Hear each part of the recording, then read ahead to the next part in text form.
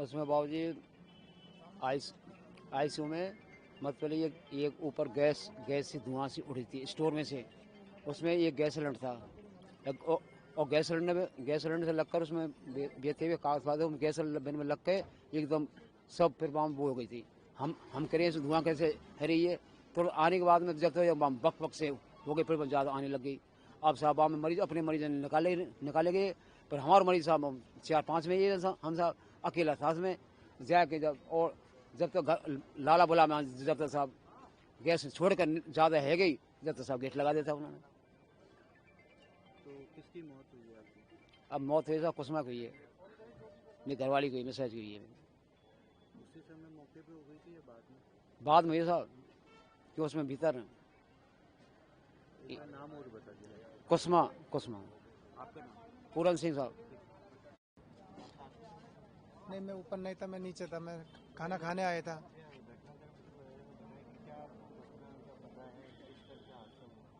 वो तो कोई किसी ने नहीं बताया। वो सर वो आईसीयू में आग लगा था। इसमें कोई बुझाने वाली कोई मशीन नहीं थी, कोई पानी भी नहीं, नेक भी नहीं, इसमें कोई सुविधा नहीं सर, कोई नहीं होती तो नहीं कहा तो बुझा महंगे आदमी डॉक्टर कंपाउंडर भी तो हो सकते हैं।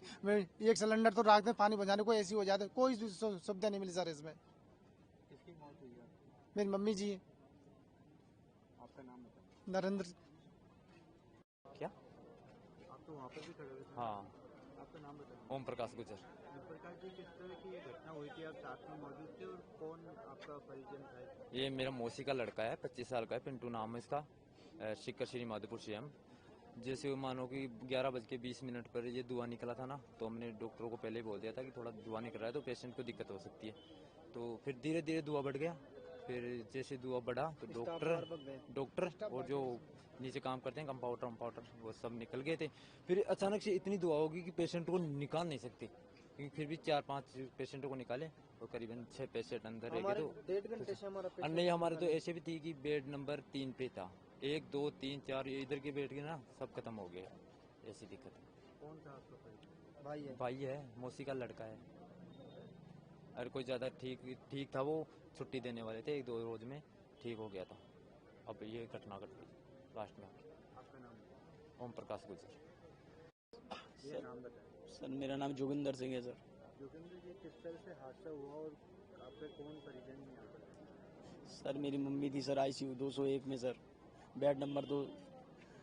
सर थोड़ा स्पायरिंग हो रही थी सर, स्टाफ वालों को बोला कि ये स्पायरिंग हो रही है, 2 बार बोला, 3 बार बोला, 4 बार बोला, थोड़ा धुआं उठने लगा। उन्होंने बोला कुछ नहीं है, नॉर्मल है। जब फिर ज़्यादा धुआं उठने लगा तो स्टाफ भाग गया यहाँ से, ये भाग गए, कोई नहीं। फिर धीरे धीरे और ज़्यादा बढ़ने लगा सर, सब भाग गए सर, कोई नहीं बचा। इतना धुआं बचा सर, जिसको निकालना था वो निकाल गया। और सर इतना धुआं कि आम आदमी भी नहीं घुस पा रहा था सर, जिन्होंने निकाल, कोई नहीं, आम आदमी सर जा ही नहीं सकता था अंदर। तो सर मैंने पुलिस वालों को बोला मुझे जाने दो, मेरी माँ फंसी पड़ी है अंदर। उन्होंने बोला कि नहीं हमने सबको निकाल लिया, और सब नहीं निकाला था, 3 जने अंदर रह गए थे सर, एक मेरी माँ एक मेरे भाई का।